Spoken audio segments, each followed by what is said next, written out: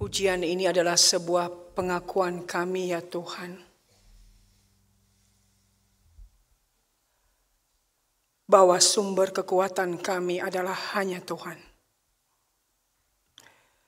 Dalam setiap hal yang Engkau izinkan terjadi, sumber kekuatan kami hanyalah Tuhan.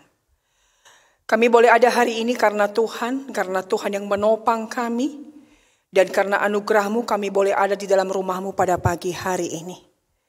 Engkau berikan kami kesempatan bukan hanya sekedar beribadah, memuji dan menyembah-Mu, tapi Engkau berikan kami anugerah untuk merenungkan kebenaran firman-Mu.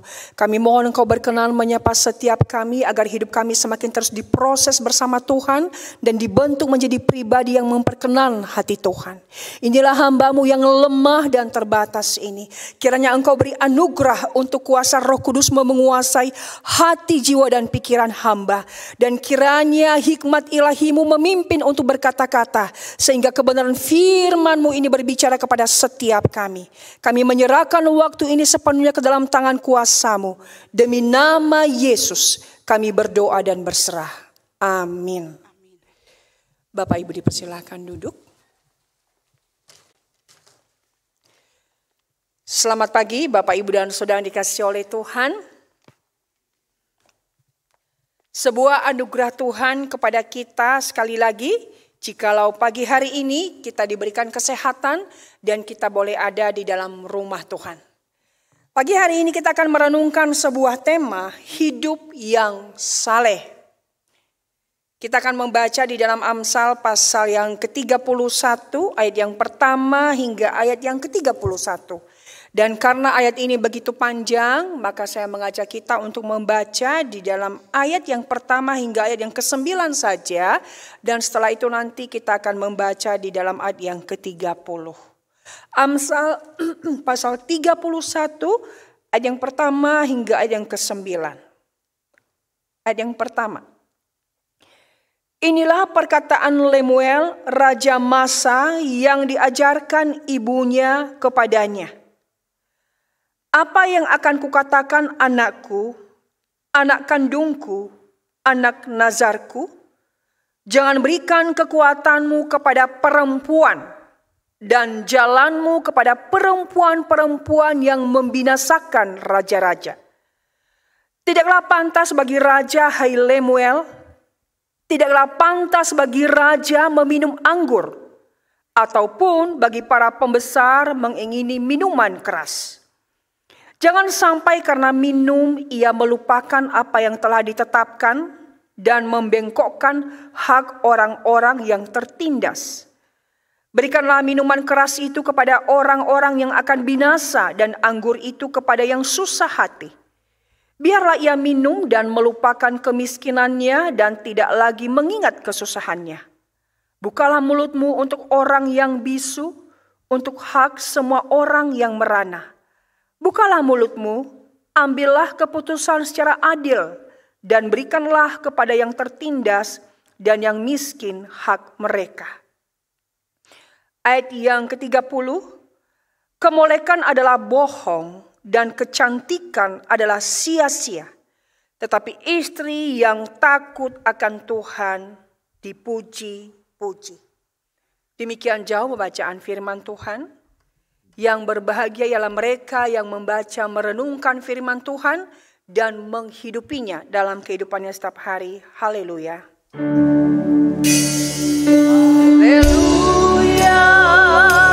Haleluya. Haleluya.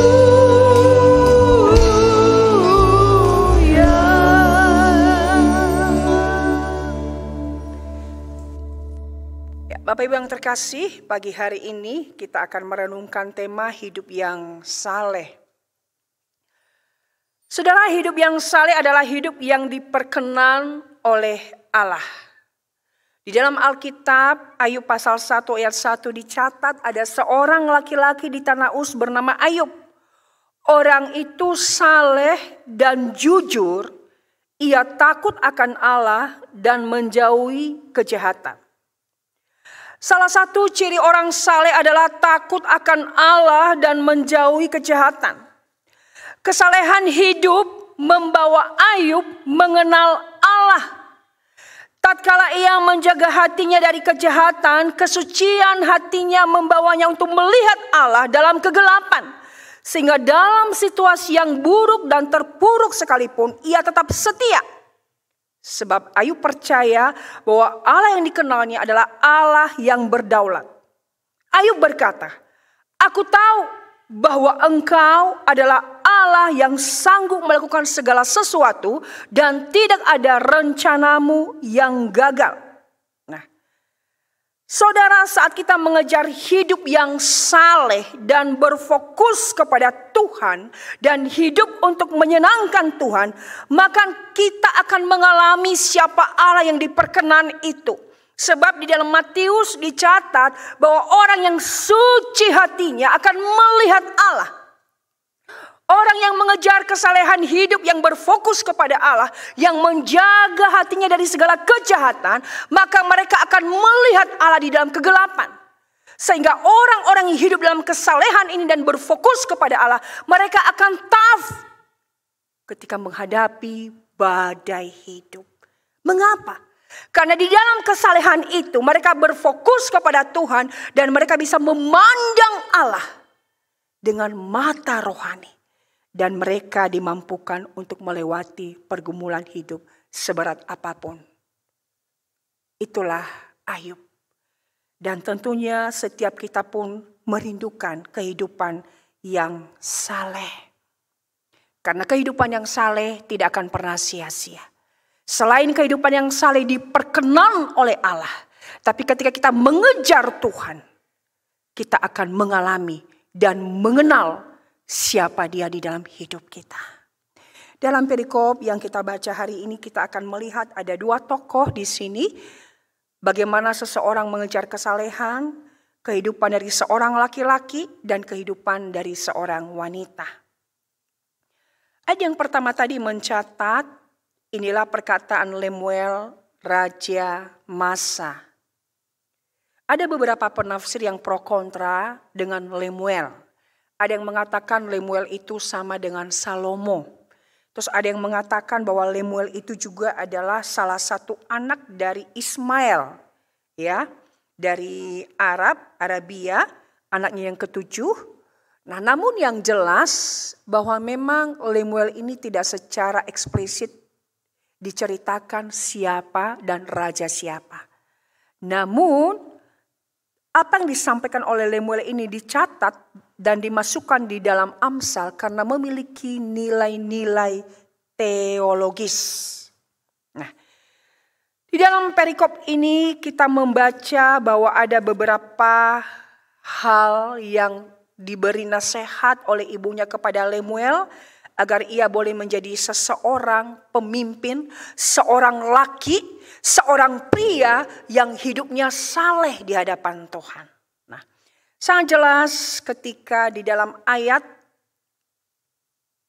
yang ketiga di sana ibunya berkata, "Jangan berikan kekuatanmu kepada perempuan dan jalanmu kepada perempuan-perempuan yang membinasakan raja-raja." Ibu Lemuel tahu bahwa sebagai raja, seorang pria, seorang pemimpin, ada dua hal yang bisa menjatuhkan dan merusak kehidupan anaknya. Yang pertama di sini dikatakan adalah perempuan-perempuan. Jadi perempuan itu mestinya jadi penolong, ya. Tuhan menciptakan perempuan menjadi penolong, tetapi perempuan yang dimaksud di sini adalah bukan semua perempuan, tapi perempuan-perempuan yang menjadi perusak. Nah, di dalam Alkitab kita melihat juga ada beberapa tokoh, ada beberapa orang hebat, tapi jatuh karena perempuan. Yang pertama contoh kita lihat dalam Alkitab adalah Raja Salomo. Israel mencapai kejayaan pada masa pemerintahan Raja Salomo. Belum pernah ada raja yang sehebat, sehikmat baik sebelum dan sesudah Salomo. Dan ketika ia memerintah, kekuasaannya begitu luas sehingga ia dikenal oleh raja-raja sekitarnya. Dan bukan hanya itu, begitu banyak raja-raja mendengar dan melihat dan menyaksikan sendiri bagaimana kekayaan Salomo, hikmatnya dan kehebatannya. Sehingga orang-orang yang datang pun salah seorang berkata, wah, dari apa yang kami dengar, ternyata apa yang kami lihat melebihi dari hal-hal yang sudah sampai kepada kami. Jadi boleh dikatakan bahwa Salomo adalah seorang raja yang hebat, yang luar biasa. Seorang yang saleh, ya. Pada awal dia menjadi raja, Allah menampakkan diri kepadanya dan Allah bertanya, Salomo, engkau meminta apa? Dan di dalam kesalehannya ia tidak meminta kekayaan. Ia juga tidak meminta umur panjang. Betapa salehnya dia hanya meminta, Tuhan beri aku hikmat. Saleh. Takut Tuhan. Luar biasa. Tetapi, apakah Salomo tetap di dalam kesalehannya? Apakah Salomo tetap hidup takut akan Tuhan? Oh, ternyata tidak.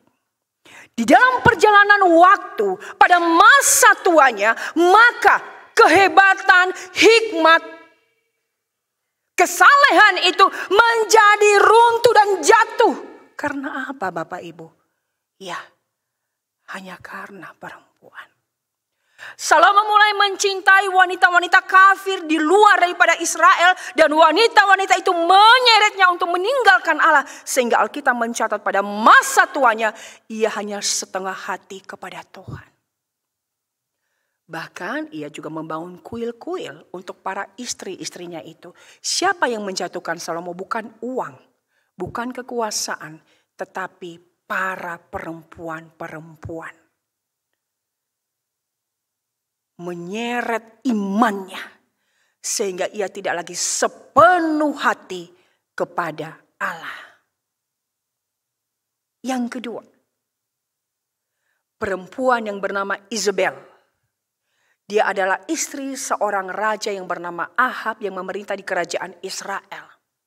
Seharusnya wanita itu adalah penolong. Seharusnya wanita itu adalah seorang yang memberikan nasihat, yang mendampingi, yang menyelamatkan dan bukan menjerumuskan. Tetapi Isabel, ketika ia tahu suaminya Raja Ahab ingin memiliki kebun anggur Nabot dan Nabot tidak memberikannya, juga tidak mau menjualnya, karena bagi orang Israel harta warisan itu tidak boleh dijual. Hak milik itu tidak boleh dijual. Tetapi si Nabot ingin. Dan dia sedih karena, mohon maaf, Raja Ahab ingin. Tapi karena si Nabot tidak mau menjual, ia sedih. Istrinya melihat, wah suamiku lagi sedih nih. Seharusnya sebagai istri, dia memberikan penjelasan. Sebagai istri yang berhikmat, seharusnya dia tidak membuat suaminya semakin jatuh di dalam dosa. Tapi apa yang dia buat? Dia membuat sebuah peraturan, dia tulis surat atas nama Raja Ahab dan memateraikannya dengan materai raja. Apa isinya? Dia memberikan sebuah perintah untuk mengumpulkan orang-orang dan supaya di sana Nabot diadili dengan sebuah fitnah daripada Isabel bahwa dia telah mengutuk Allah dan mengutuk raja.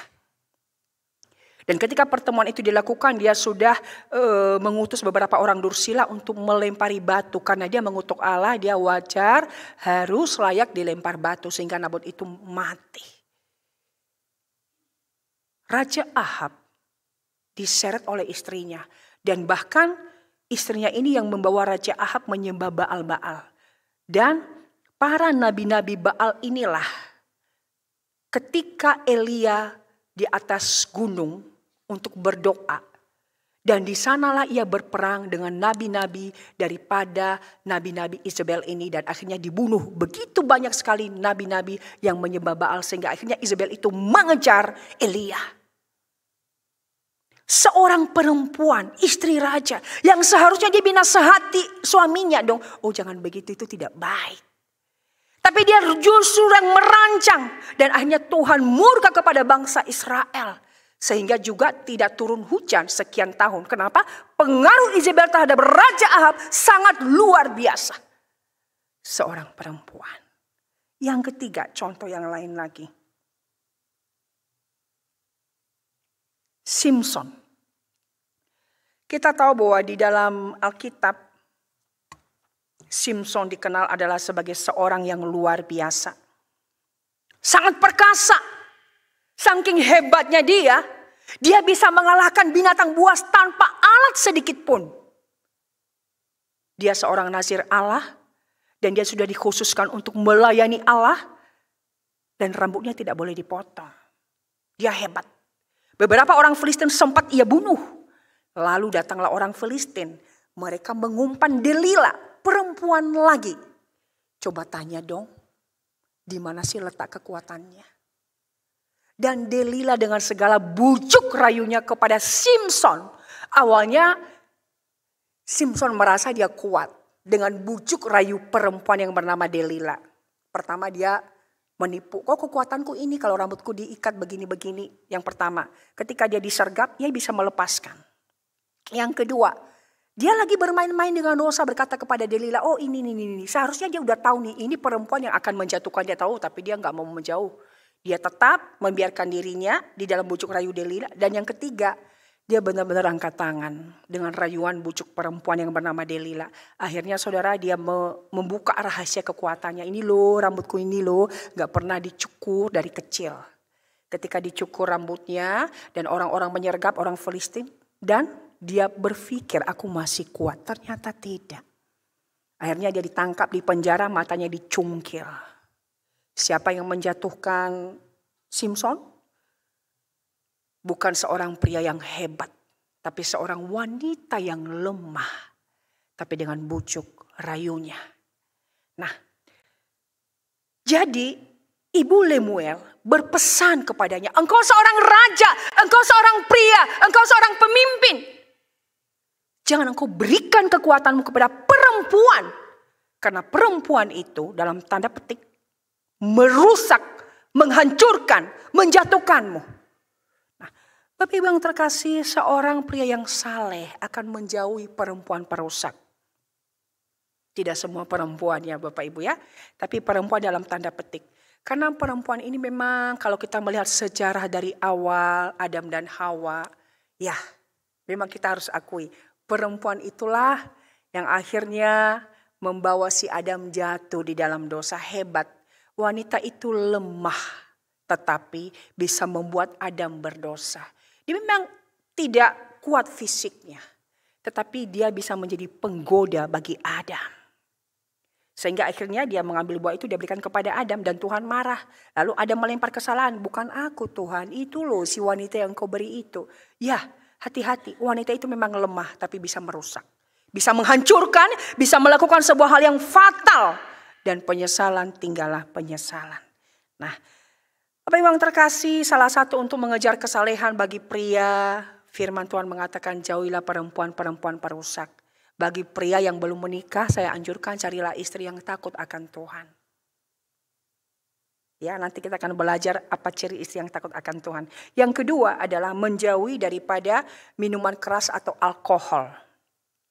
Nah, minuman keras atau alkohol pada batas tertentu itu berguna untuk kesehatan. Ya, juga untuk obat bius, untuk menghangatkan badan. Tetapi sesuatu yang sudah berkelebihan, kalau udah melebihi batas itu akan merusak kesehatan. Demikian juga dengan minuman keras atau alkohol. Dan salah satu yang bisa merusak seorang pria adalah alkohol. Mengapa? Karena ketika seseorang sudah meminum alkohol dan melebihi batas, itu akal sehat sudah tidak lagi bisa berfungsi dengan baik. Ia sudah ada di luar daripada kendali dirinya. Sudah tidak dalam pemikiran normal. Kata-kata sudah tidak bisa dikontrol. Cara berpikir, cara mengambil keputusan. Jadi seperti udah setengah sadar. Sehingga banyak sekali orang akibat minuman alkohol menjadi fatal. Bahkan bisa membunuh, bisa terjerumus ke dalam dosa. Yang tadinya dia tidak berpikir, ketika ditanya, loh tadi aku kok begini ya, aku kok gak nyadar ya. Masa gak sadar loh aku, ya iya kenapa? Pengaruh alkohol. Jadi salah satu yang merusak seorang pria selain perempuan adalah juga minuman alkohol, minuman keras. Alasannya sih sangat simpel, buat refreshing supaya lebih rileks. Tapi bukankah alkohol itu merusak kesehatan? Kalau udah terlalu sering dan berkelebihan dan akhirnya menjadi candu.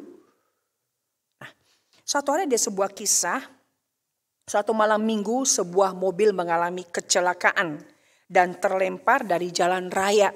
Dan penumpang pengendara daripada mobil itu tewas di tempat, seorang pria. Dan ternyata di atas mobilnya itu ada seorang gadis, pacarnya. Gadis itu juga luka parah dan segera dibawa ke rumah sakit. Setelah sampai di rumah sakit, maka orang tua daripada si gadis itu datang. Dan ibunya itu sangat khawatir sekali karena dia tahu ketika tadi mereka meninggalkan rumah, di dalam kantong laki-laki itu ada botol minuman alkohol. Dan ternyata setelah diselidiki di atas mobil itu ditemukan ada botol minuman keras. Berarti sangat jelas bahwa pria ini meninggal dunia karena dia menyetir di dalam kondisi mabuk karena minum alkohol. Dan anak perempuan itu kondisi dalam keadaan parah tetapi tidak sampai meninggal dunia. Nah, si ayah sangat marah dan dia sempat berkata di rumah sakit, seandainya aku tahu penjual minuman keras itu, aku akan bunuh dia. Dia berkata begitu. Nah, akhirnya mereka pulang dari rumah sakit sampai dia di rumah. Lalu si ayah gadis itu berkata, wah saya ingin rileks, tegang. Tadi pikiran saya di rumah sakit sempat panik gegara anak perempuan saya. Saya juga ingin menenangkan pikiran saya. Sesampai di rumah, ia mendekati sebuah lemari kecilnya. Yang dia cari apa Bapak Ibu? Minuman, alkohol. Ketika dia buka lemari itu, mau mengambil botol minuman, dia melihat ada secari kertas, tulisan anak gadisnya. Anak gadisnya berkata begini, Papa, saya harap Papa tidak keberatan jika saya mengambil minuman Papa malam ini. Saya melihat apa yang Papa lakukan, lalu saya juga ingin melakukannya. Saya ingin meniru dan meminumnya seperti yang Papa lakukan. Jangan marah, Papa. Ketika si ayah itu membaca tulisan anak gadisnya, ia berhenti sejenak, ia duduk. Dan ia merenung. Ternyata ia telah memberikan teladan yang buruk kepada anak gadisnya. Dia banyak menasehati, dia banyak ngomong, dia banyak memberikan bimbingan. Tapi teladan hidupnya telah merusak image anak gadisnya. Tapi penyesalan adalah selalu terlambat. Kalau penyesalan ada di depan, itu namanya adalah pendahuluan. Ya, nah tapi akhirnya ia menyesal, tapi untung anak gadisnya tertolong, tidak sampai meninggal dunia.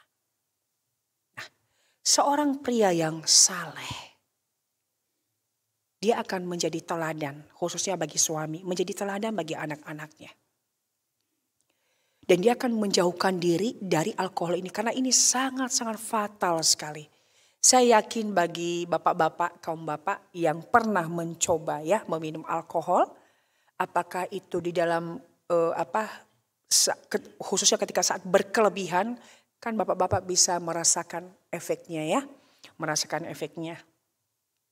Satu hari, ini saya udah izin sama suami, kebetulan suami diajak teman untuk minum. Ya, karena mungkin tidak terbiasa minum atau apa. Terus pulang-pulang mukanya udah merah. Merah. Terus saya melihat loh kok bau-bau alkohol. Saya bilang, kamu minum ya? Iya, tadi dikasih teman. Aduh. Terus dia pergi tidur, ya langsung tidur. Ya tutupin selimut. Terus anak saya Charles keluar dari kamar. Papa mana mama? Ini papa barusan pulang. Papa kenapa? Papa tidur. Kenapa? Gak tahu kata papa dia mabuk, disuruh diajak temannya lagi minum. Terus Charles masuk kamar dan dia sempat ngomong gini, jangan sampai Tuhan marah sama papa ya mama. Saya terhenyak, aduh anak ini berarti tahu ya minuman alkohol itu tidak baik. Jangan sampai papa marah sama Tuhan ya mama. Saya balik ke kamar, saya bilang sama suami, kamu tahu gak anakmu bilang apa? Jangan sampai papa marah sama Tuhan. Jangan sampai Tuhan marah sama papa mama. Terus karena mabuk itu suami tidur terus. Dia tidak ngoceh, gak ngomel enggak. Karena dia tahu dia mabuk tidur terus. Besok pagi dia cepat-cepat pagi-pagi bangun. Aku mau antar Charles sekolah. Kenapa? Saya mau menebus dosa. Saya tahu saya salah dan ini tidak boleh terus, ya. Karena besenggi sama teman, ini tidak boleh terus. Akhirnya setelah itu dia ngajak ngomong si Charles. Charles, Papa tahu Papa salah. Papa sudah minum. Dan kamu bilang sampai berkata begini, jangan sampai Tuhan marah. Ya, Papa tahu Papa salah. Dan Papa berjanji tidak akan mengulang lagi. Nah, akhirnya terselesaikanlah itu. Dan akhirnya ya sejak itu tidak pernah lagi minum. Ya, mungkin minum sedikit-sedikit karena teman, tetapi tidak sampai mabuk. Itu pulang mukanya merah. Nah, jadi memang minuman alkohol ini sangat membuat kita candu. Tetapi kita harus tahu bahwa dampak daripada alkohol itu adalah bisa membuat fatal. Dan itulah yang dinasehati oleh Ibu Lemuel kepada anaknya. Jangan kamu bermain-main dengan minuman keras karena itu akan menghancurkan hidupmu sebagai pemimpin, sebagai pria, sebagai seorang suami, sebagai pemimpin ke rumah tangga. Itu ya. Nah, yang kedua yang kita lihat di sini Bapak Ibu, bagaimanakah kesalehan hidup seorang wanita? Kita tahu bahwa zaman sekarang ini banyak sekali klinik perawatan kecantikan ya, supaya menghindari kerutan, mencegah ya anti-aging, supaya wajah glowing gitu ya. Saya yakin setiap suami-suami, bapak-bapak senang kalau istrinya terawat, bersih, cerah seperti itu ya. Nah, tetapi dalam Alkitab ini dikatakan bahwa wanita yang cakap itu bukan hanya fisiknya. Tetapi ayat 30 tadi mengatakan kemolekan adalah bohong, kecantikan sia-sia kalau tidak disertai dengan rasa takut akan Tuhan. Wanita yang saleh adalah juga wanita yang diberkati dan bisa menjadi berkat, membawa berkat dalam kehidupan rumah tangganya. Apakah ciri-ciri wanita yang saleh itu? Dalam ayat yang 10 hingga ayat yang ke-12 di sana dicatat, khususnya ayat yang ke-11, hati suaminya percaya kepadanya dan suaminya tidak akan kekurangan keuntungan. Wah, luar biasa ya. Suaminya tidak akan kekurangan keuntungan. 12. Ia berbuat baik kepada suaminya dan tidak berbuat jahat sepanjang umurnya. Tidak akan berbuat jahat. Jadi tidak seperti ini. Ada uang abang sayang, tidak ada uang abang melayang.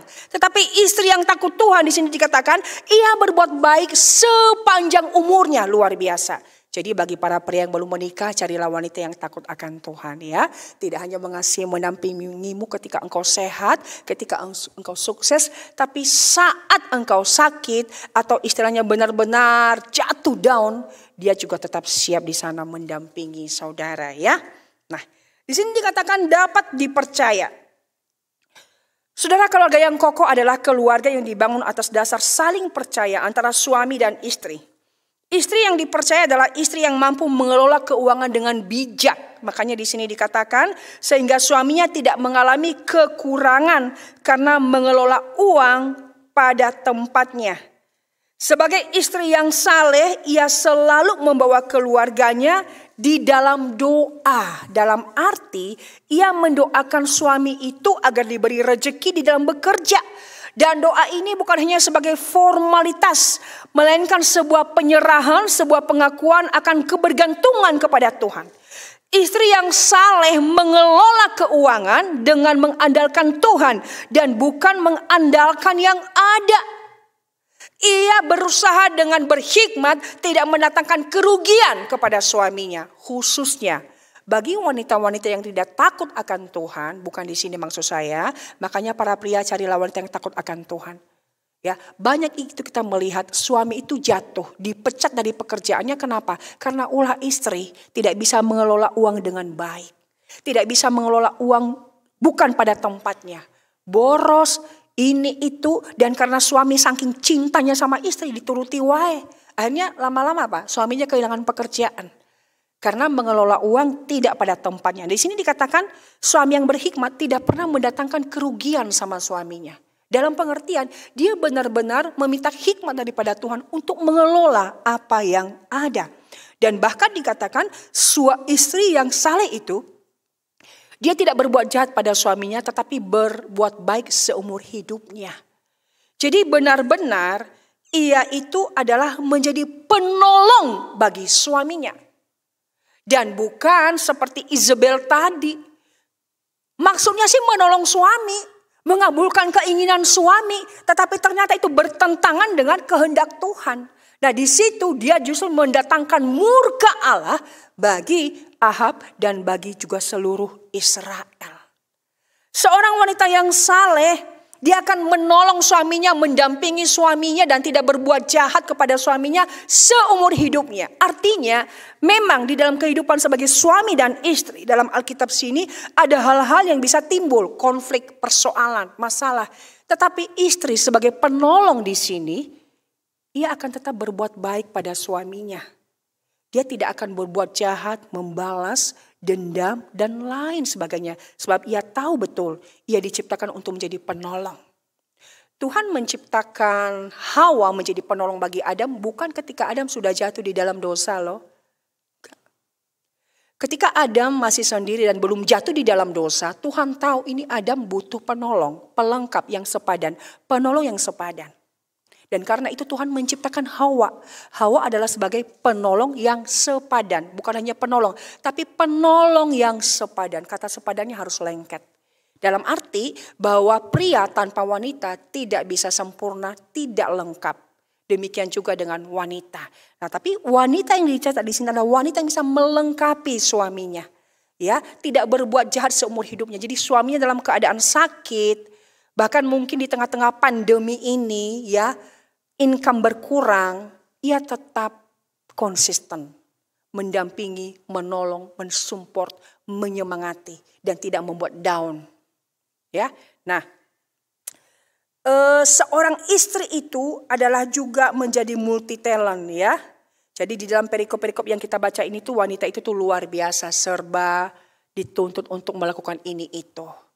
Nah, jadi sebagai wanita yang tidak mendatangkan kerugian pada suaminya, waktu zaman pandemi yang lalu ada seorang ibu ya, seorang ibu bercerita kepada saya, bukan jemaat kita di sini tapi jemaat yang lain, tapi kebetulan GKI juga. Dia datang bercerita kepada saya, Bu, pada zaman pandemi ini kami mengalami kesulitan keuangan, usaha suami juga sepi. Terus anak mereka 3. Yang pertama itu baru TK, yang kecil itu baru bayi belum setahun. Terus suatu hari saya bilang sama suami, "Pak, susu anak-anak habis."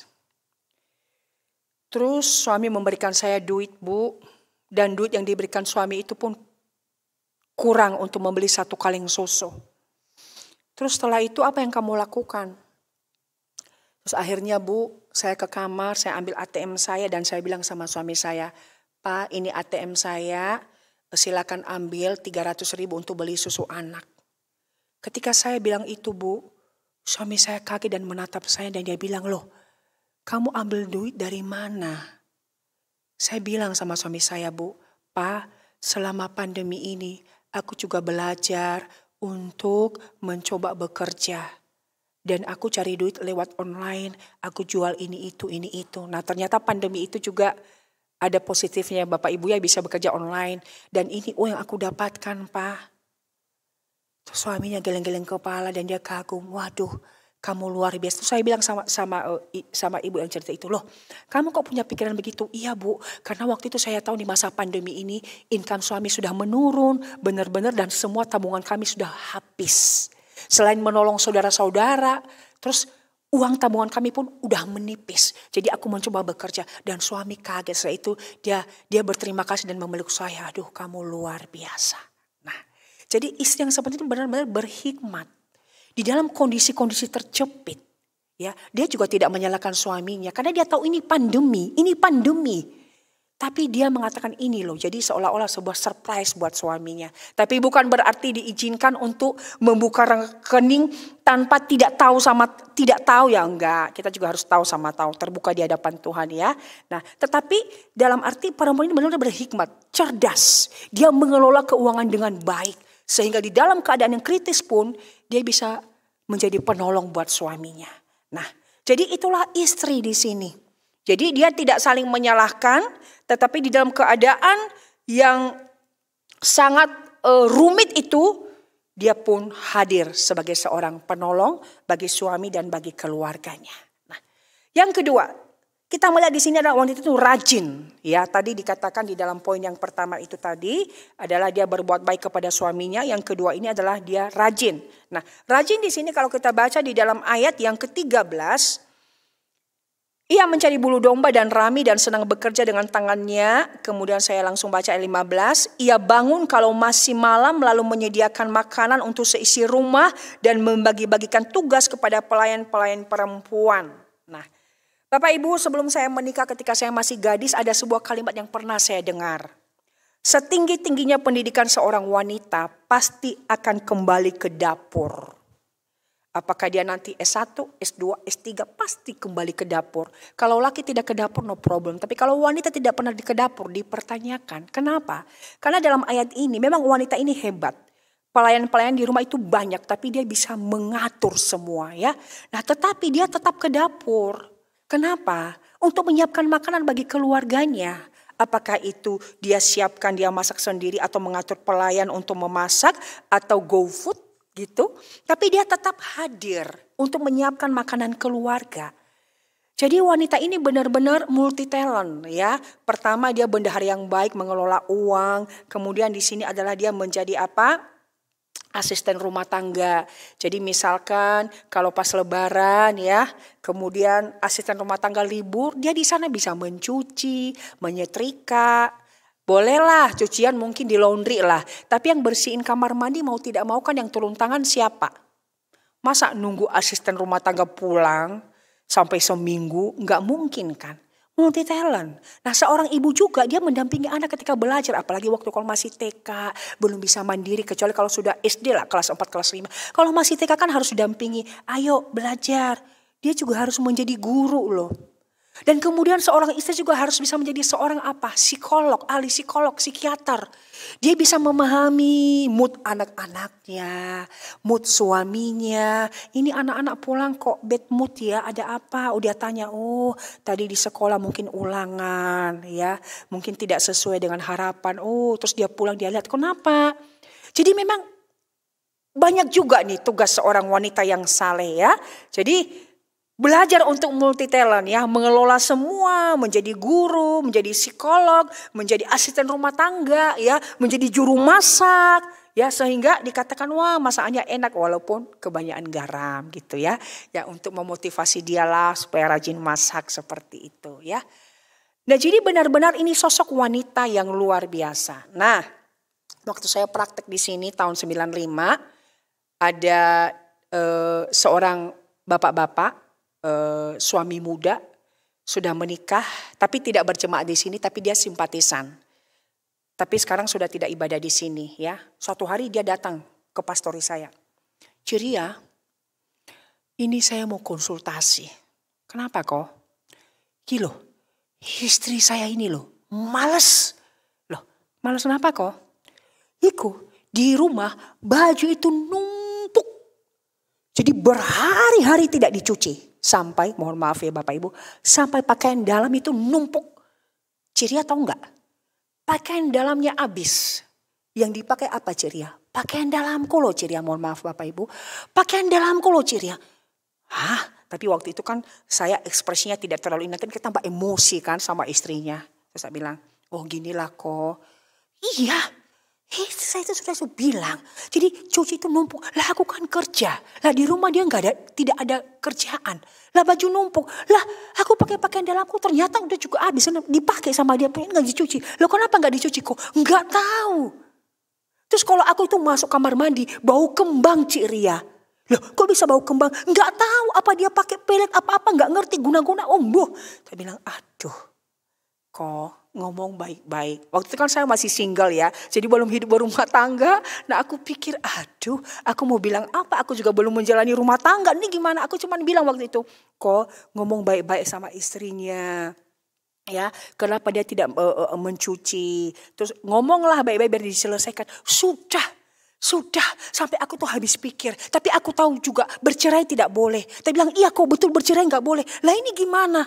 Aduh gimana ya kok ngomong baik-baik lah. Iya dia mungkin pakai kembang itu santet aku supaya aku sayang dia terus. Ini loh kamar mandi kami itu bau kembang. Aduh kok ini gimana. Nah jadi Ini saya melihat benar-benar, tapi suaminya itu saya tahu baik, tidak punya selingkuhan juga. Cuma dia masalah ini loh dengan istrinya. Udah diomongin bolak-balik, nah ternyata dia bukan wanita yang cakep yang seperti di Alkitab. Dan jadi para pria kalau mencari istri juga, ya gumulkan di dalam Tuhan. Minimal dia bisa bisa mendampingi, bisa mengerti, dan terlebih takut Tuhan ya. Dan jadi wanita ini luar biasa. Dia rajin, dia mengelola semua dengan baik dan dengan penuh hikmat. Benar-benar dia mengatur rumah tangga dengan baik sehingga anak-anaknya bilang.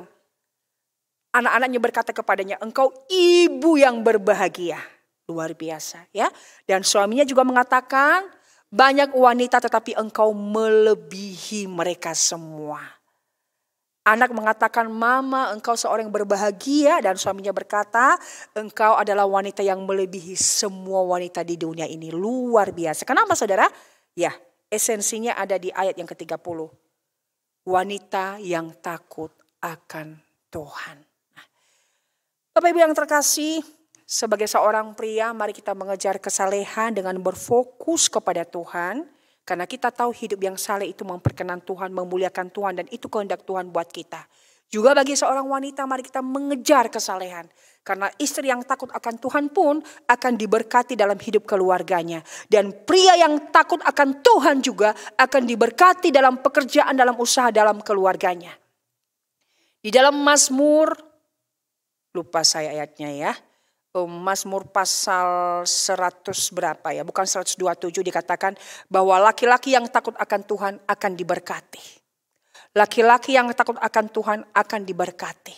Ya, diberkati segala usahanya, pekerjaannya, keluarganya, anak istrinya dan termasuk dia. Dan mari kita mengejar hidup yang saleh ini.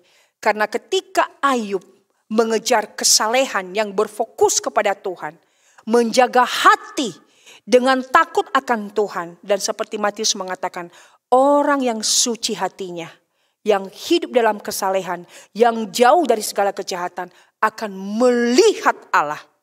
Melihat Allah di tengah kegelapan, di tengah badai hidup, di tengah keterpurukan, di tengah situasi yang terjepit. Kesalehan membawanya untuk mengalami Allah dan mengenal siapa Allah. Hidup yang saleh tidak akan pernah mengecewakan, tapi hidup yang saleh membawa hidup kita memperkenan Tuhan, memuliakan Tuhan, menyenangkan Tuhan, dan bahkan lebih dari itu mengalami Tuhan. Marilah kita sebagai seorang pria dan sebagai wanita mengejar apa yang berkenan kepada Tuhan. Sehingga dengan demikian Tuhan boleh berkata seperti kepada Daud, aku telah memilih seorang yang berkenan di hatiku. Aku telah memilih seorang yang berkenan di hatiku. Ya, yaitu Daud. Kiranya Bapak, Ibu, dan saya juga boleh menjadi orang yang berkenan di hati Tuhan. Amin. Mari kita berdoa.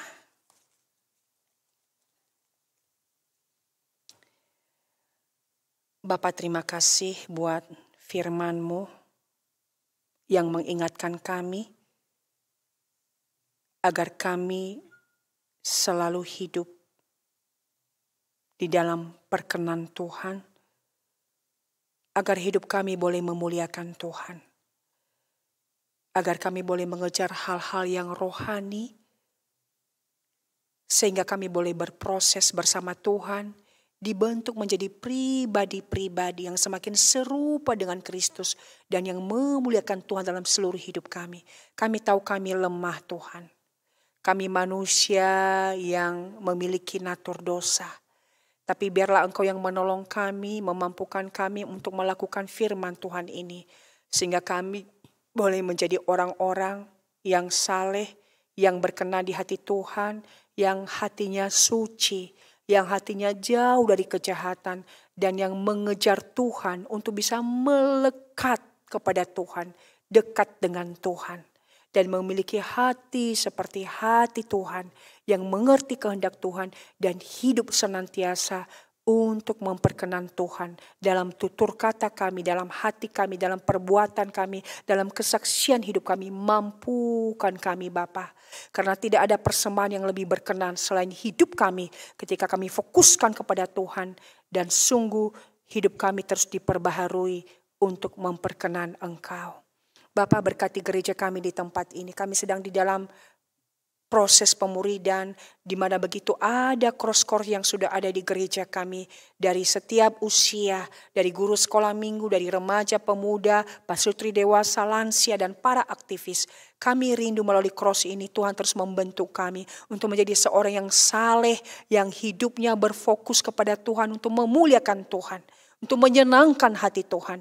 Dan hidup kami boleh diubah oleh kebenaran firman-Mu yang kami hidupi setiap hari. Agar sungguh hidup kami Tuhan dibentuk menjadi murid yang sejati.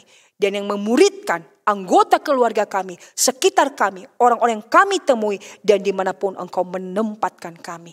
Berkatilah pemuridan yang ada di gereja kami Tuhan. Agar gereja ini boleh dibentuk, dibawa seperti isi hati Tuhan. Menjadi murid Kristus yang sejati.